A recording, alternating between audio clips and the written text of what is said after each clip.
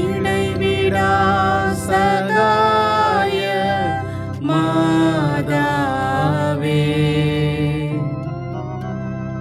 உமது பிள்ளைகளுக்காக வேண்டிக் கொள்ளும். இடைவிடா சகாய மாதாவே, உமது பிள்ளைகளுக்காக வேண்டிக் கொள்ளும். இடைவிடா சகாய மாதாவே, உமது பிள்ளைகளுக்காக வேண்டிக் கொள்ளும். மிகவும் பரிசுத்த மரியே, மாசில்லா கன்னிகையே, எங்கள் அன்னையே, எங்கள் இடைவிடா சகாயமும் அடைக்கலமும் நம்பிக்கையுமாக இருப்பவர் நீரே. இன்று நாங்கள் அனைவரும் உம்மிடம் வருகிறோம். நீர் எங்களுக்கு அடைந்தறிய வரங்களுக்காக இறைவனுக்கு நன்றி செலுத்துகிறோம். இடைவிடா சகாய தாயே, உம்மை நேசிக்கிறோம். எங்கள் அன்பை காட்ட உமக்கு எப்போதும் சேவை செய்வோம் என்றும், அனைவரையும் உம்மிடம் கொண்டு வர எங்களால் முடிந்தவற்றை செய்வோம் என்றும் வாக்களிக்கின்றோம். இடைவிடா சகாய தாயே, இறைவனிடம் சக்தி வாய்ந்தவரே, எங்களுக்கு இந்த வரங்களை பெற்று தாரும். சோதனைகளை வெல்லும் பலத்தையும், இயேசு கிறிஸ்துவிடம் தூய்மையான அன்பையும் நல்ல மரணத்தையும் அடைந்து தாரும். உம்மோடும் உமது திருக்குமாரனோடும் என்றென்றும் வாழ அருள் புரியும். இடைவிடா சகாய தாயே, எங்களுக்காக வேண்டிக் கொள்ளும். ஆண்டவராகிய இயேசு கிறிஸ்துவே, உமது திருத்தாயாகிய மரியன்னையின் சொல்லிற்கிணங்கி கலிலேயாவின் கானா ஊரில் தண்ணீரை திராட்சை ரசமாக்கினீரே. எங்கள் தாயாகிய சகாய அன்னையின் மகிமையை போற்றி புகழ இங்கே கூடியிருப்பவர்களின் மன்றாட்டுகளுக்கு செவிசாய்த்தருளும். எங்கள் மனமார்ந்த நன்றியை ஏற்றுக்கொண்டு எங்கள் விண்ணப்பங்களை கேட்டு அருள் புரிவீராக. ஓ இடைவிடா சகாய தாயே, சக்தி வாய்ந்த உமது திருப்பெயரை கூவி அழைக்கின்றோம். வாழ்வோரின் பாதுகாவலும் மரிப்போரின் மீட்புமாய் இருப்பவள் நீரே. உமது திருப்பெயர் எங்கள் நாவில் என்றும் ஒலிப்பதாக. முக்கியமாக சோதனை நேரத்திலும் மரண வேளையிலும் உமது திருப்பெயரை கூவி அழைப்போமாக. உமது திருப்பெயர் நம்பிக்கையும் சக்தியும் வாய்ந்தது. ஆசீர்வதிக்கப்பட்ட அன்னையே, நாங்கள் உம்மை அழைக்கும் போதெல்லாம் எங்களுக்கு உதவி செய்தருளும். நாங்கள் உமது திருப்பெயரை உச்சரிப்பதோடு திருப்தி அடைய மாட்டோம். நீரே எங்கள் இடைவிடா சகாயத்தாய் என்பதை எங்கள் தினசரி வாழ்க்கையில் எடுத்து காட்டுவோம். நமது சரீர நன்மைகளுக்காக மன்றாடுவோம். ஓ இடைவிடா சகாயத்தாயே, மிகுந்த நம்பிக்கையுடன் உம்முன் முழங்காலிடுகின்றோம். எங்கள் தினசரி வாழ்க்கை சிக்கல்களில் உமது உதவியை எஞ்சி மன்றாடுகின்றோம். துன்பத் துயரங்கள் எங்களை வீழ்த்துகின்றன. வாழ்வில் ஏற்றத்தாழ்வுகளும் வறுமை பிணிகளும் எங்கள் வாழ்வை துன்பத்தில் ஆழ்த்துகின்றன. எப்பக்கமும் துன்பமே நிறைந்திருக்கின்றது. இரக்கம் நிறைந்த தாயே, எங்கள் மேல் இரக்கமாயிரும். எங்கள் துன்பங்களிலிருந்து எங்களை மீட்டரணும். ஆனால் நாங்கள் இன்னும் அதிக காலம் துன்புறுதல் இறைவனின் சித்தமானால் நாங்கள் அவற்றை அன்புடனும் பொறுமையுடனும் ஏற்றுக்கொள்ள சகிப்புத்தன்மையை எங்களுக்கு அளித்தரணும். ஓ இடைவிடா சகாயத்தாயே, இந்த வரங்களை எல்லாம் எங்கள் பேறு பலன்களை குறித்து அல்ல, ஆனால் உமது அன்பிலும் வல்லமையிலும் நம்பிக்கை வைத்து எஞ்சி மன்றாடுகின்றோம். ஜெபிப்போமாக. எங்கள் திருத்தந்தைக்கும் ஆயர்களுக்கும் குருக்களுக்கும் நாட்டு தலைவர்கள் அனைவருக்கும் ஞானத்தையும் வேகத்தையும் அளித்தருள எங்கள் தாய்மரியின் மூலம் ஆண்டவரே உம்மை மன்றாடுகின்றோம். மக்கள் அனைவரும் சமுதாய சமாதானத்திலும் சமய ஒற்றுமையிலும் சகோதர சகோதரிகளைப் போல் வாழ்க்கை நடத்த எங்கள் தாய்மரியின் மூலம் ஆண்டவரே உம்மை மன்றாடுகின்றோம். இந்த நவநாள் பக்தி முயற்சிகளை செய்யும் இளைஞர்களும் இளம்பெண்களும் தங்கள் எதிர்கால வாழ்வை தெரிந்து கொள்வதில் பரிசுத்த ஆவி அவர்களுக்கு வழிகாட்ட எங்கள் தாய்மரியின் மூலம் ஆண்டவரே உம்மை மன்றாடுகின்றோம். இந்த நவநாள் பக்தர்கள் உமது திருவுள்ளத்தின்படி தங்கள் உடல் நலத்தில் நீடிக்கவும், நோயாளிகள் தங்கள் உடல் நலத்தை மீண்டும் பெறவும் எங்கள் தாய்மரியின் மூலம் ஆண்டவரே உம்மை மன்றாடுகின்றோம். மரித்த நவநாள் பக்தர்களுக்கும் மற்றும் மரித்த விசுவாசிகளுக்கும் நித்திய இளைப்பாற்றியை அளித்தருள எங்கள் தாய்மரியின் மூலம் ஆண்டவரே உம்மை மன்றாடுகின்றோம். இந்த நவநாளின் முக்கிய கருத்துகளுக்காகவும் இங்கே கூடியிருக்கும் அனைவருடைய தேவைகளுக்காகவும் எங்கள் தாய்மரியின் மூலம் ஆண்டவரே உம்மை மன்றாடுகின்றோம். மக்கள் அனைவரும் உமது உண்மையின் ஒளியை காணவும் உமது அன்பின் ஆர்வத்தை உணரவும் வேண்டும் என்று எங்கள் தாய்மரியின் மூலம் ஆண்டவரே உம்மை மன்றாடுகின்றோம். நமது இடைவிடா சகாய தாயிடம் நாம் ஒவ்வொருவருடைய தனிப்பட்ட விண்ணப்பங்களையும் மௌனமாக எடுத்து கூறுவோம்.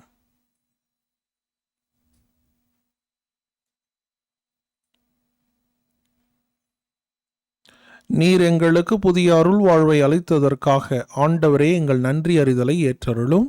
எங்கள் தாய்மரியின் மூலம் ஆண்டவரே உமக்கு நன்றி செலுத்துகின்றோம். திருச்சபையின் திருவருட்சாதனங்கள் வழியாக நாங்கள் பெற்றுக்கொண்ட எல்லா வரங்களுக்காகவும் எங்கள் தாய்மரியின் மூலம் ஆண்டவரே உமக்கு நன்றி செலுத்துகின்றோம். இந்த நவநாள் செய்வோர் பெற்றுக்கொண்ட அனைத்து ஆத்ம சரீர நன்மைகளுக்காக எங்கள் தாய்மரியின் மூலம் ஆண்டவரே உமக்கு நன்றி செலுத்துகின்றோம். நாம் ஒவ்வொருவரும் தனிப்பட்ட முறையில் அடைந்துள்ள உதவிகளுக்காக நமது இடைவிடா சகாய தாய்க்கு மௌனமாக நன்றி செலுத்துவோமாக.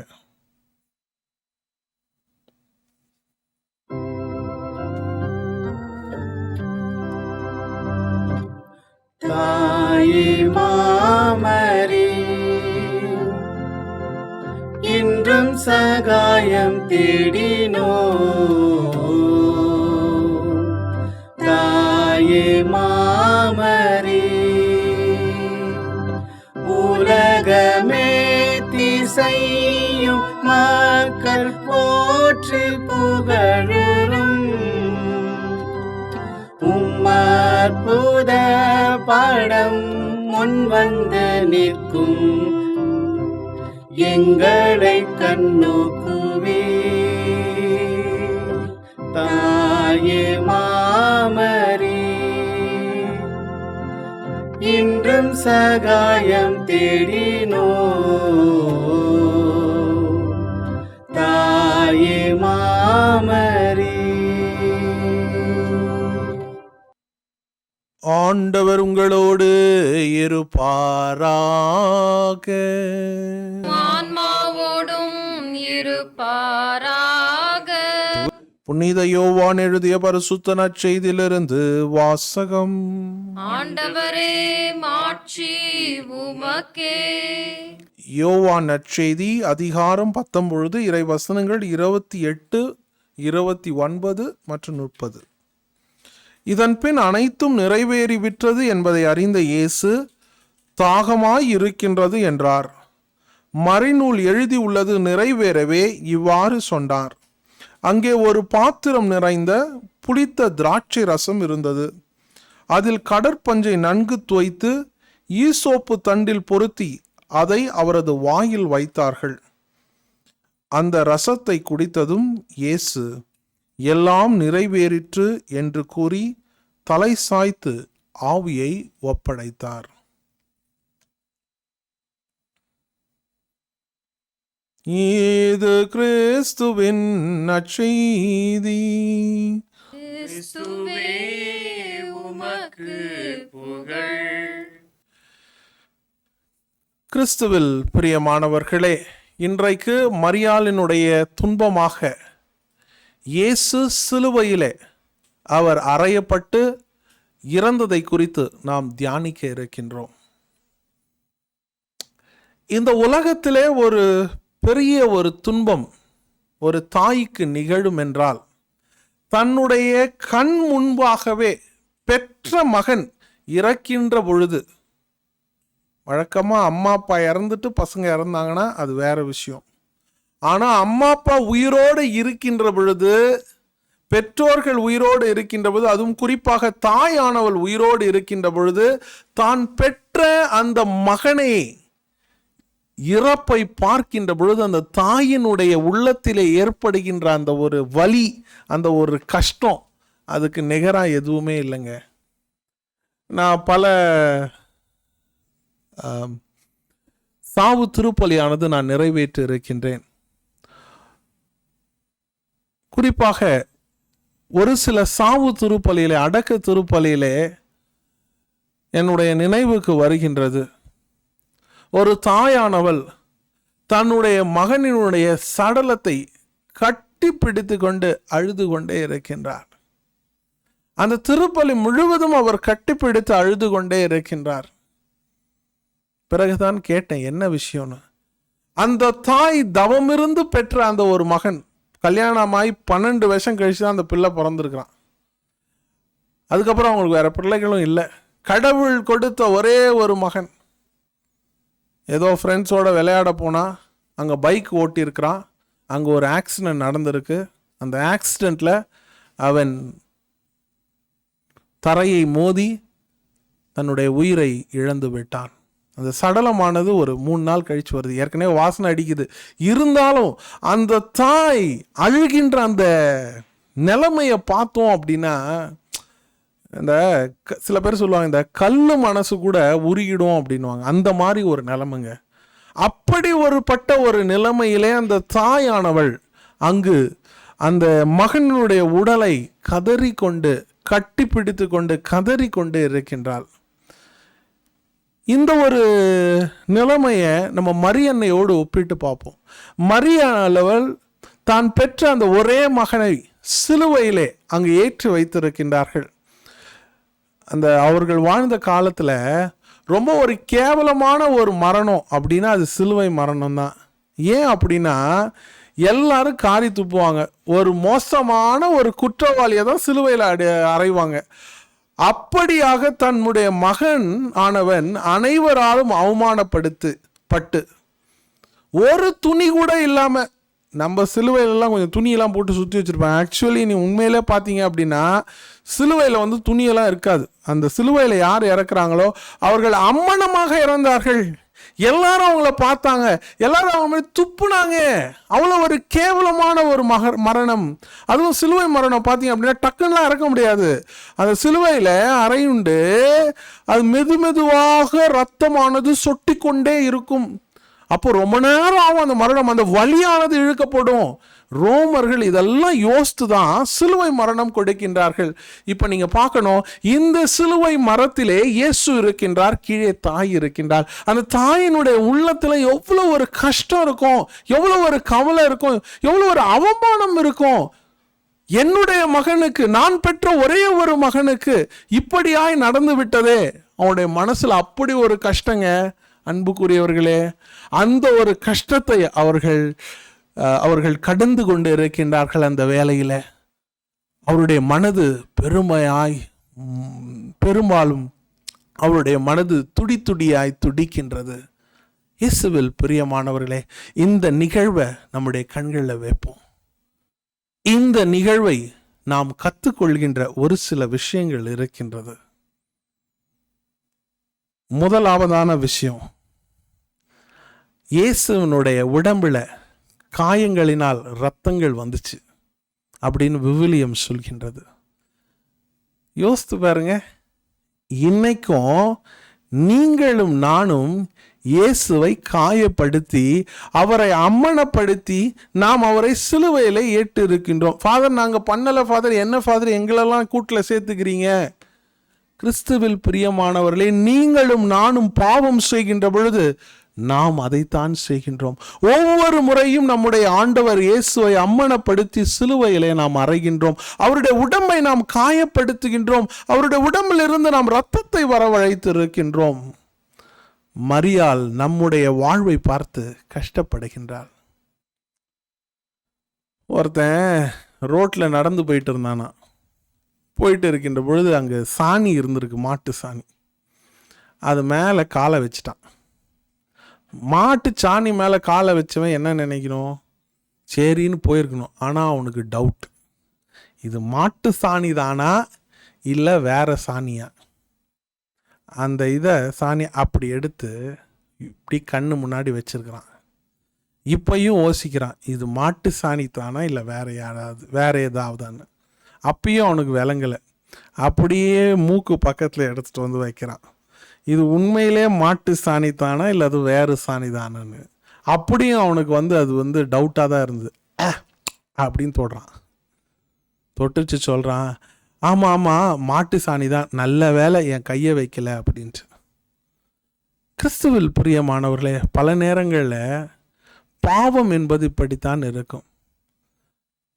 நம்ம வாயிலே அவன் வச்சுட்டான், அதுக்கப்புறம் அவன் கையை முழுசாக வச்சான்னா காலை முழுசாக வச்சான்னு. அன்புக்குரியவர்களே, பல நேரங்களில் பாவங்கள் இப்படி தான் இருக்குது. நான் அந்த பாவத்தையே செய்ய வேணாம் அப்படின்னு நினைக்கிறேன்.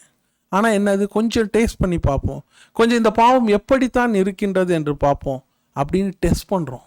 கடைசியில் அந்த டெஸ்ட்டுக்கு நாமளே பலியாயிடுறோம். நாம் ஒவ்வொரு முறை பாவம் செய்கின்ற பொழுதும் இயேசுவை நாம் காயப்படுத்துகின்றோம், இயேசுவை நாம் சிலுவையில் அறைகின்றோம், இயேசுவை அவமானப்படுத்துகின்றோம், மரி அன்னைக்கு நாம் கஷ்டத்தை கொடுக்கணும். இது முதல் காரியம். இரண்டாவது காரியம், ஃபாதர் நான் தப்பு பண்ணிட்டேன், இயேசுவை நான் அவமானப்படுத்திட்டேன், இயேசுவை நான் காயப்படுத்திட்டேன், இயேசுவை நான் சிலுவையில் ஏற்றிட்டேன் அப்படின்னு சொல்கிறீங்களா உங்கள் பாவத்தால்? அதோடு முடியல அன்பு பிள்ளைகளே. இயேசுவனுடைய காயங்களுக்கு நாம் மருந்து போடலாம், காயப்படுத்திய நாமே மருந்து போடலாம். எப்படி நமக்கு ஏதாவது ஒரு கட் ஆயிடுச்சுன்னா டாக்டர்ஸ் மருந்து போடுறாங்க, அதே மாதிரி இயேசுவுக்கு நம்முடைய பாவங்களினால், நாம் செய்த பாவங்களினால் பட்ட அந்த காயத்திற்கு நாமே மருந்து போடலாம். எப்படி தெரியுமாங்க? ஒரு நல்ல பாவ சங்கீதனம் செய்கின்ற பொழுது, ஒரு நல்ல மனதுருகம் செய்து நல்ல மனதுருகி செய்து, நம்முடைய பாவத்திற்காய் மனதுருகி ஒரு நல்ல ஒரு பாவ சங்கீதனம் செய்கின்ற பொழுது ஆண்டவருடைய காயத்திற்கு நாம் மருந்து போடுகின்றோம். சின்ன பசங்கள்லாம் விளையாடிட்டே இருந்தாங்களாம், ஃபுட்பால் விளையாடிட்டு இருந்தாங்க. அப்போ அங்கே இருந்த பங்கு சாமியாருக்கு ஒரு யோசனை வந்துச்சான், இந்த பசங்களை போயிட்டு ஒரு கேள்வி கேட்போம், எப்படி பதில் சொல்கிறாங்கன்னு பார்ப்போன்ட்டு. ஸோ அந்த பங்கு சாமியார் போயிட்டு அங்கே இருக்கிற அந்த சின்ன பசங்க, விளையாடுற சின்ன பசங்களாம் கூப்பிட்டே, இங்கே வாங்கடா, நான் ஒரு கேள்வி கேட்குறேன், பதில் சொல்லுங்க. கேட்கலுங்க ஃபாதர் என்றார்கள். இப்போ உலகம் முடிஞ்சிச்சுன்னா, திடீர்னு உலகம் முடிஞ்சிச்சு, இயேசு வராருன்னா நீ என்ன பண்ணுவ அப்படின்னு கேட்டான். ஒரு பையன் சொன்னானா, அப்படியா, நான் அச்சுச்சோ நான் அப்படின்னா எங்கள் வீட்டுக்கு நான் ஓடி போய் எங்கள் அப்பா அம்மாவோட இருப்பேன் அப்படின்னா. நீ என்னடா சொல்லுவ? எனக்கு பிடிச்ச பிரியாணி, எனக்கு என்னென்ன பிடிச்சிருக்கோ அதெல்லாம் சாப்பிடுவேன் அப்படின்னா. இன்னொருத்தன் கேட்டான், நீ என்னடா பண்ணுவ அப்படின்னு கேட்டானா. நான் போயிட்டு எனக்கு பார்க்க வேண்டிய இடத்தெல்லாம் நான் போய் பார்ப்பேன், எனக்கு பிடிச்சிருக்கிறவங்களெல்லாம் நான் போய் பார்ப்பேன்றானா. இன்னொருத்தர்கிட்ட கேட்டானா. அந்த பையன் சொன்னானா, நான் தொடர்ந்து என்னுடைய ஃபுட்பாலை விளையாடிட்டே இருப்பேன் அப்படின்ட்டு. உடனே குருவானவருக்கு ஆச்சரியம், ஏன்பா உலகம் முடிய போது இயேசு வராரு, நீ என்ன ஃபுட்பால் விளையாடிட்டு இருக்கிறியா அப்படின்னா. உடனே அந்த பையன் சொன்னானா, ஃபாதர் நான் நல்ல பாவ செய்து தயாராக இருக்கிறேன், எனக்கு எந்த ஒரு பயமும் இல்லை, இயேசு இப்போ வந்தாலும் சரி நான் பாட்டு ஃபுட்பால் விளையாடுவேன், நான் செய்கின்ற வேலையை செய்து கொண்டு இருப்பேன், இயேசு என்னை எடுத்து செல்வார் என்றாராம். அன்புக்குரியவர்களே, எந்த நேரத்திலும் மரணம் நமக்கு வரலாம், ஆனாலும் எல்லா நேரத்திலும் நாம் தயாராக இருக்க இறைவன் நம்மை அழைக்கின்றார். இரண்டாவது காரியமாக, நாம் கடவுளுக்கு அந்த காயப்பட்ட ஒரு உடம்புக்கு நாம் மருந்திடுவது நம்முடைய பாவ சங்கீதத்தினால்தான். அது மட்டும் கிடையாது, மூன்றாவதாக இயேசுவை நாம் எப்போ உயிர்ப்பிக்கிறோம் அப்படின்னா, அந்த இறந்த உடலுக்கு நாம் எப்பொழுது உயிர் கொடுக்கின்றோம் அப்படின்னா, நம்முடைய பாவத்தை விட்டு நாம் முழுமையாக வெளியிலே வந்து ஒரு புதிய மனிதனாக, அந்த பாவத்திலிருந்து வெளிப்பட்ட ஒரு புதிய மனிதனாக வாழ்கின்ற போது அகுஸ்தினார் வாழ்வை நாம் பார்க்கின்றோம். ஒரு மோசமான பாவத்தில் அவர் வாழ்ந்தார், அவர் செய்யாத பாவங்களே இந்த உலகத்தில் இல்லைன்னு சொல்றாங்க. அப்படிப்பட்ட ஒரு பாவி நல்ல பாவ சங்கீதனம் செய்து ஞானஸ்தானம் பெற்று இறைவனுடைய அருளை பெற்று ஒரு புனிதனாய் மாறினார், பரலோகத்தை வென்றார், இயேசுவனுடைய இறந்து போன அந்த உடலுக்கு உயிர் கொடுத்தார். அன்புக்குரியவர்களே, நீங்களும் நானும் இயேசுவினுடைய அந்த காயப்பட்ட உடலுக்கு உயிர் கொடுக்க முடியும். எப்படி தெரியுமாங்க?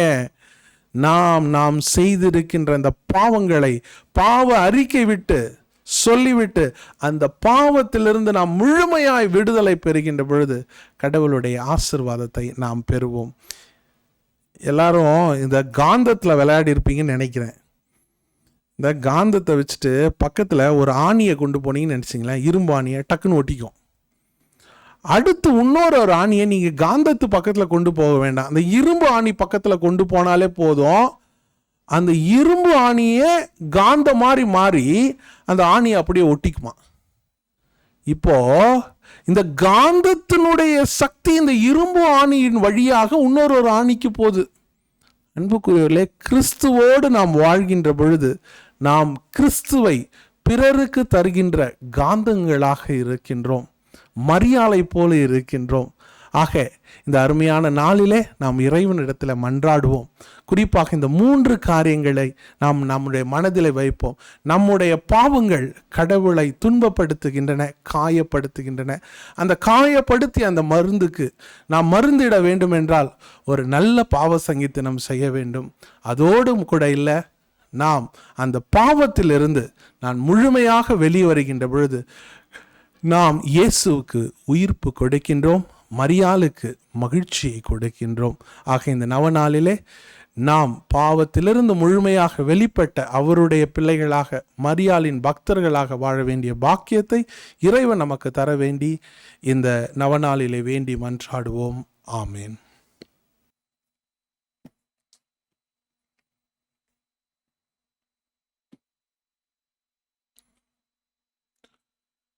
ஜெபிப்போமாக. ஆண்டவரே, உடல் நோயால் வருந்தும் உமது ஊழியரை பாரும். நீர் உண்டாக்கிய ஆன்மாக்களுக்கு ஆறுதல் தாரும். நாங்கள் துன்பங்களினால் தூய்மை அடைந்து உமது இரக்கத்தினால் விரைவில் குணமடையும்படி அருள் புரிவீராக. எங்கள் ஆண்டவராகிய இயேசு கிறிஸ்துவின் பெயரால் ஆமேன். ஆண்டவராகிய இயேசு கிறிஸ்து உங்களை பாதுகாக்க உங்கள் நடுவிலும், உங்களை காப்பாற்ற உங்களுக்குள்ளும், உங்களுக்கு வழிகாட்ட உங்களுக்கு முன்னும், உங்களுக்கு காவலாயிருக்க உங்களுக்கு பின்னும், உங்களை ஆசிர்வதிக்க உங்கள் மேலும் இருப்பாராக. பிதா, சுதன், பரிசுத்த ஆவியின் பெயராலே ஆமென். இங்கே கூடியிருப்போரின் விசுவாச அறிக்கை. ஓ இடைவிடா சகாயத்தாயே, நீர் அருள் நிறைந்தவர், தாராள குணமும் உடையவர். இறைவன் எங்களுக்கு அளிக்கும் வரங்கள் அனைத்தையும் பகிர்ந்தளிப்பவர் நீரே. பாவிகளின் நம்பிக்கை நீரே. அன்புள்ள அன்னையே, உம்மை நோக்கி திரும்பும் எம்மிடம் வாரும். உமது கரங்களில் மீட்பு உண்டு. நாங்கள் உமது கரங்களில் ஒப்படைக்கப்பட்டிருக்கின்றோம். நாங்கள் உமது பிள்ளைகள். அன்பு நிறைந்த அன்னையே, எங்களை பாதுகாத்தருளும். ஏனெனில் உமது பாதுகாவலில் இருந்தால் எங்களுக்கு பயமில்லை. கிறிஸ்து நாதரிடமிருந்து எங்களுக்கு பாவ மன்னிப்பை பெற்று தருகிறீர். கிறிஸ்துவோடு ஒன்றித்திருக்கும் நீர் நரகத்தை விட சக்தி நிறைந்தவராயிருக்கிறீர். உமது திருக்குமாரனும் எங்கள் சகோதரருமான கிறிஸ்துநாதர் எங்களை தீர்வையிட வரும்போது நீர் அருகில் இருப்பீர் என்று எதிர்பார்க்கின்றோம். சோதனை வேளையில் உமது சகாயத்தை தேட அசட்டை செய்வதால் எங்கள் ஆத்துமத்தை இழந்து விடுவோமோ என்று பயப்படுகின்றோம். ஓ இடைவிடா சகாயத்தாயே, எங்கள் பாவங்களுக்கு மன்னிப்பையும் கிறிஸ்துநாதரிடம் அன்பையும் இறுதி வரை நிலைத்திருக்கும் வரத்தையும் என்றும் உமது சகாயத்தை நாடும் மனதையும் உமது திருக்குமாரன் இடமிருந்து பெற்றுத்தாரும்.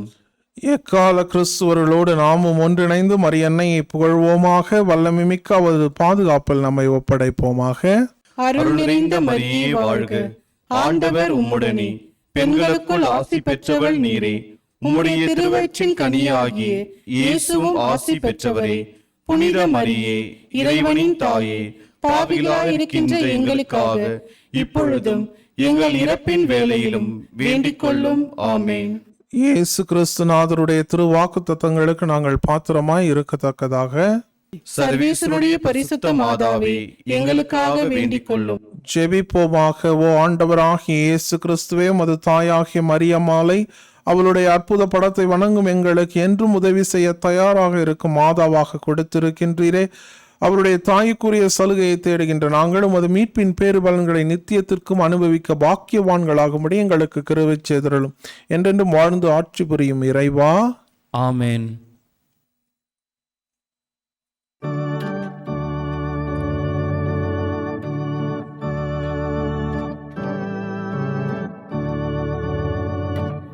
ஓ தூய கன்னி தாயே, உம்மை நான் நேசிப்பேன். ஊழியுள்ள காலமும் நான் உம்மை நேசிப்பேன். ஊழியுள்ள காலமும் நான் உம்மை நேசிப்பேன். மூச்சராக்கினி தன்னை வாக்களால் போற்றுவோம். வாக்கோடே உள்ளம் சேர வந்தனம் சாற்றுவோம்.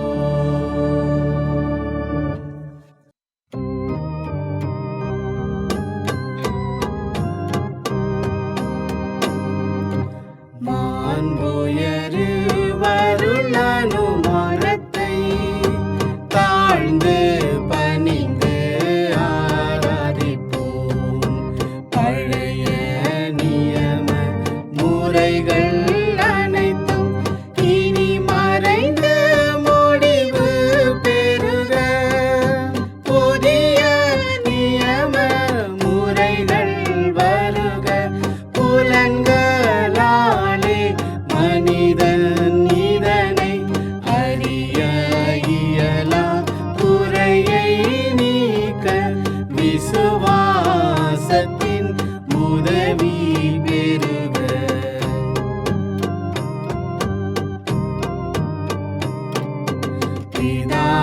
பிதாவர்க்கும் சுதனவர்க்கும் புகழ்ச்சியோடு வெற்றியார்க்கும் மீட்பின் பெருமை மகிமையோடு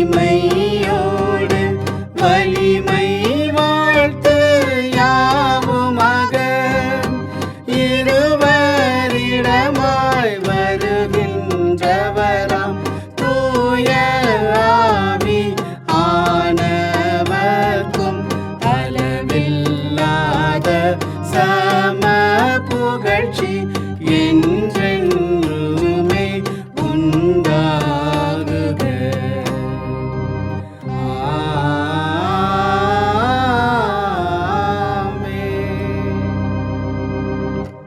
வானின்று அவர்களுக்கு அப்பம் அளித்தீரே. இனிமையெல்லாம் தன்னகத்தை கொண்ட அப்பமீதுவே. ஜெபிப்போமாக. இறைவா, இந்த வியத்தகு திருவருட்சாதனத்திலே உம்முடைய திருப்பாடுகளின் நினைவை எங்களுக்கு விட்டு சென்றீர். ஓம் திருவுடல் திரு ரத்தம் இவற்றின் மறைபொருளை வணங்கும் நாங்கள் உமது மீட்பின் பலனை இடைவிடாமல் அனுபவிக்க அருள் புரியும். தந்தையோடும் தூய ஆவியானவரோடும் இறைவனாய் என்றென்றும் வாழ்ந்து ஆட்சி செய்கின்றவர் நீரே. ஆமென்.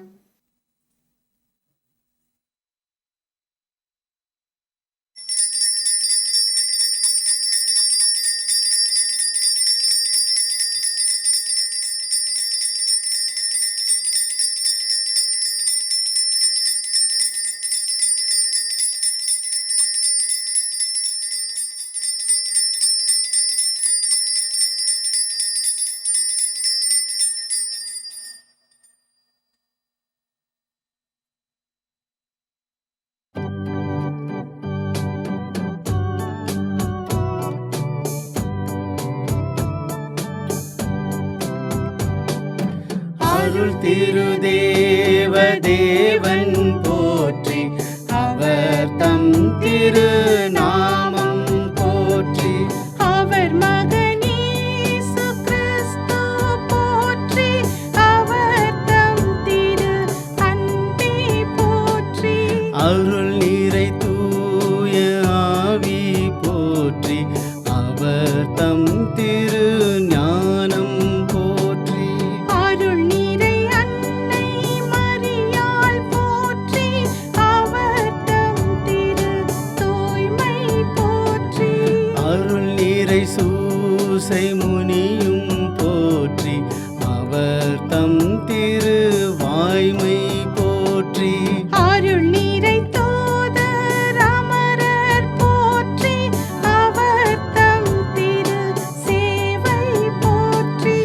அருள் திரு தேவ தேவன் போற்றி, அவர் தம் திரு நாமம் போற்றி.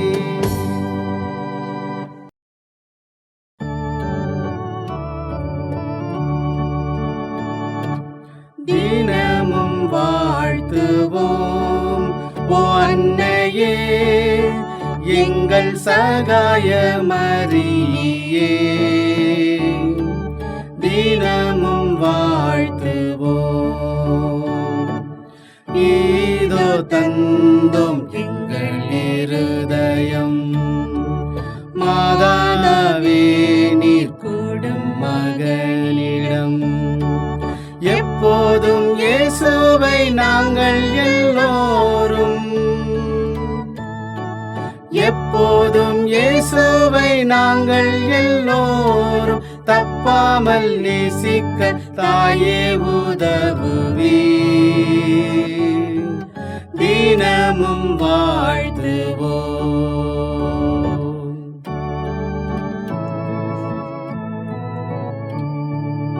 இன்றும் என்றும் மரண நேரமும் காப்பாற்றும் எங்களை கைவிடாதேயும். பொல்லாத பாவத்தில் நாங்கள் வீழாமலே, பொல்லாத பாவத்தில் நாங்கள் வீழாமலே, எல்லா வேளையுமே சகாயம் புரியும். தினமும் வாழ்த்துவோம் ஓ அன்னையே, எங்கள் சகாய மரியே.